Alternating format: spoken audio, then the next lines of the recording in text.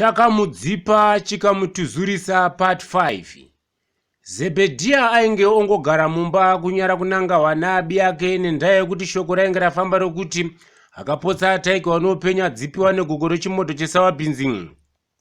Chafa utaya asibva pamusachiona aiti wese waasangana naye aingomuturira asimutaudza zvainge zvaitika kwamusachiona. Hamusachiona vakange vakuti vakabika zvavabika vaikira munyumba yavo yokuenzera vasichira Zebhedhiya kuti angazvipame zvekuba asichachura. Ko icho chimoto chesawabhinzi chiko? Abiyangwe ichi chingwa cheibikwa kumaruzevha chineswa upfu hwesawabhinzi neupfu chaiwo hwechibage, soda kana muchoro wamagurinya. Chimoto ichi chikaibva chinenge chine gogo ridowo marara pamusoro pachene zvekuti kuchidya chisina musukumidzo wetii kana kajori nemaheu chemharamzura pauro kana kuti dzipiwa. Zebhedhiya akafunga zano rekubuda munharaunda yaaigara sezvo ainge akunyara kusangana naabi ake asi chakusekewa.